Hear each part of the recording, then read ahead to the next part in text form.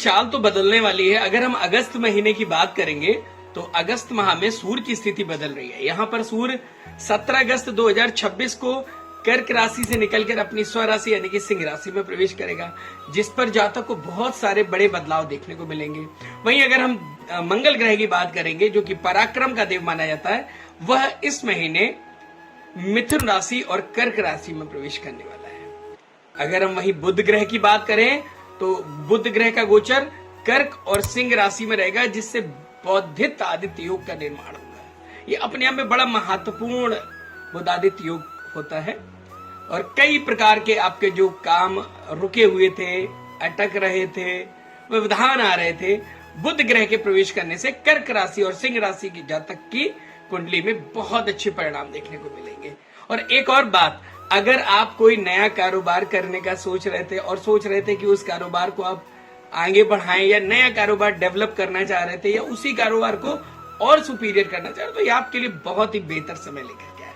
यहीं अगर हम शुक्र की बात करेंगे तो शुक्र सिंह और कन्या राशि में गोचर करने वाले हैं। अगर हम देवगुरु बृहस्पति की बात करेंगे तो देवगुरु बृहस्पति अपनी उच्च राशि यानी कि कर्क राशि में विराजमान रहेंगे और जगत का कल्याण करेंगे। तो ये एक अपने आप में बहुत ही शुभ बात है।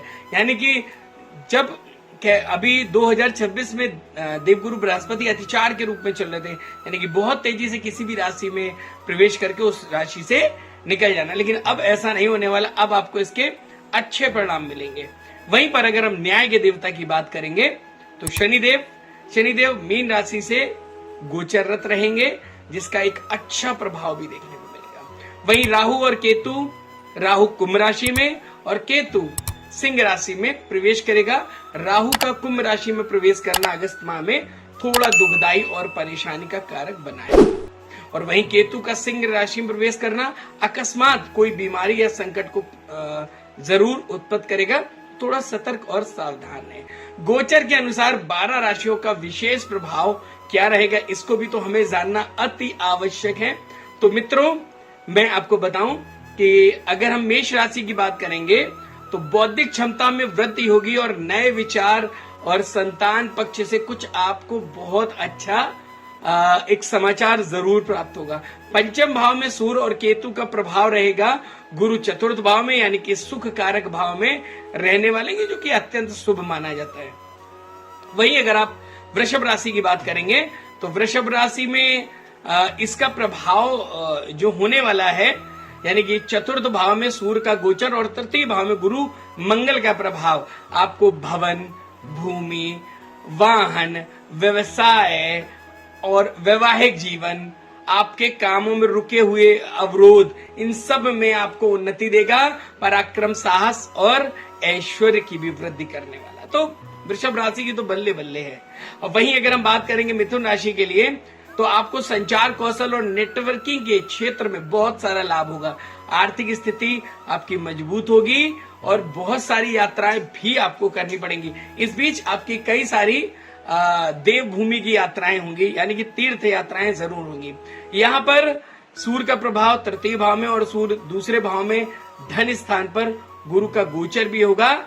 इसके प्रभाव के कारण, क्योंकि सेकंड हाउस में जब गुरु का गोचर होता है तो धन की स्थितियों को बहुत बढ़ाता है और वहीं सूर्य की स्थिति को बहुत डेवलप करता है। तो ये भी एक अपने आप में बहुत शुभ प्रभाव है। अगर हम कर्क राशि के जातकों के बारे में बात करेंगे तो मैं आपको बताऊं, आपकी राशि के प्रथम भाव यानी कि लग्न में केंद्र में गुरु उच्च का होकर विराजमान हो रहा है और दूसरे भाव में सूर्य का प्रवेश हो रहा है। दोनों ही बहुत ही अच्छे और प्रतिभाशाली है, यानी कि आपका व्यक्तित्व, आपका स्वभाव बहुत ही निखर के आने वाला है। आपका मान सम्मान बढ़ने वाला है, उन्नति होने वाली है। जहां आप चाहते थे कि आपको सम्मान मिले और आपको ऑफिस में प्रमोशन मिले, आपके कारोबार में प्रमोशन मिले, आप किसी व्यापार में लगे हुए तो उस व्यापार में रुकावटें थी, तो अब वो वक्त आ गया है कि जब आपको इस सब चीजों में उन्नति मिलेगी। वहीं पर अगर हम सिंह राशि के जातकों के बारे में बात करेंगे तो जो सूर्य का प्रभाव है,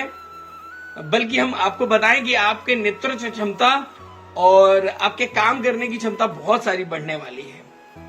अति उत्साह या गुस्से से थोड़ा सा बचने की जरूरत है। ऐसा ना हो कि उतावलेपन में आप कुछ नहीं बताने वाली चीजें भी बता पाए। और यहां पर अगर मैं बात करूं तो 17 अगस्त से आपकी राशि प्रथम भाव में सूर्य का प्रवेश होगा, जहां पहले से केतु मौजूद है। ये काम में थोड़ा सा अचानक से परिवर्तन लाने का काम जरूर करेगा, तो थोड़ा सा बचा करके रखें। ऐसा ना हो कि आपके लीक पॉइंट जान करके कोई आपका नुकसान कर दे, आपको लॉस पहुंचा दे। वहीं अगर हम कन्या राशि की बात करेंगे तो विदेशों से संपर्क या दूर के स्थानों से लाभ के अवसर बनेंगे और आप में निरंतरता बनी रहेगी, काम करने का बड़ा उत्साह रहेगा।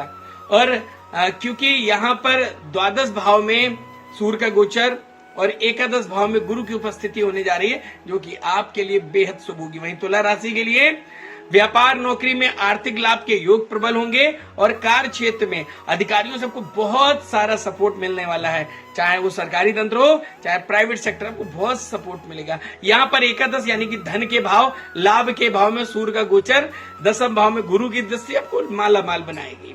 अब यहीं पर अगर हम बात कर लें वृश्चिक राशि के जातकों के बारे में, तो दसम भाव यानी कि कर्म भाव में सूर्य का गोचर और नवम भाव में गुरु की स्थिति करियर में पदोन्नति और लाभ की वृद्धि, वैवाहिक जीवन में उन्नति, विवाह के योग, लंबे अरसे से रुके हुए कामों में बढ़ोतरी और भाग्य का पूरा पूरा साथ मिलने वाला है। धनु राशि के जातकों के लिए अगर हम बात करेंगे तो नवम भाव में सूर्य का प्रवेश और चतुर्थ भाव में शनि का जो गोचर होने वाला है, ये भी अपने आप में बेहद अद्भुत होने वाला है। आध्यात्मिक कार्यों के योग बनेंगे और पिता से और गुरुजनों से, आपसे बड़े, आपसे पद में बड़े, उम्र में बड़े, मान सम्मान में बड़े, जो लोग भी बड़े, इन सब से आपके संबंध बहुत ही प्रांगण होने वाले हैं। वहीं अगर हम मकर राशि के बारे में बात करेंगे तो अष्टम भाव में सूर्य और सप्तम भाव में गुरु का उच्च होना आपके लिए माला माल योग बना रहा है।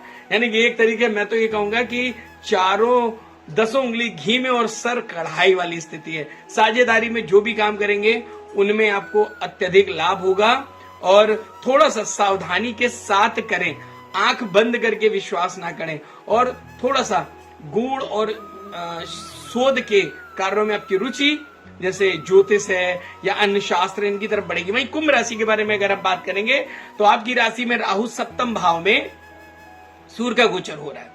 दाम्पत्य जीवन में, बिजनेस में, पार्टनरशिप में, क्योंकि सप्तम भाव दाम्पत्य जीवन का होता है, दोस्ती का होता है, पार्टनरशिप का होता है, इसमें बहुत लाभ मिलेगा। और एक बात और, ईमानदारी बरकरार रखे, बनाए रखें, इससे आपको किसी भी प्रकार की समस्या उत्पन्न ना हो। यही अगर हम थोड़ा सा कुंभ राशि के बारे में और आगे जान लेंगे तो मैं ये जरूर कहूंगा कि चीजें बहुत अच्छी हैं, थोड़ा सा पारदर्शिता बना करके करें, लाभ मिलेगा। अंतिम राशि मीन राशि, अगस्त का माह 2026 का कैसा रहने वाला है, तो जो बहुत ही कंपटीशन है उनमें आपको विजय प्राप्त होगी।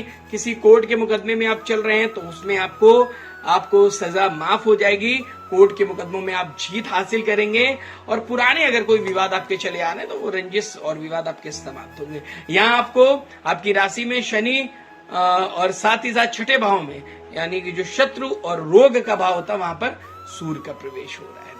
परंतु फिर भी ग्रहों की दृष्टि को देखते हुए मीन राशि वालों के लिए 2026 अगस्त का माह बहुत शुभ होने वाला है। तो कैसा रहा ये विश्लेषण और क्या आपने अनुभव किया, हमारे इस महत्वपूर्ण जानकारी को सबके साथ साझा करें। और हाँ, अभी तक अगर आपने चैनल को सब्सक्राइब और लाइक नहीं किया तो कमेंट बॉक्स में जाके कमेंट्स भी करें, अपनी बात भी रखें कि आपका कैसा अनुभव रहा और आपको ये कैसी जानकारी लगी, और साथ ही साथ चैनल को लाइक करें, सब्सक्राइब करें, शेयर करें। श्री राधे।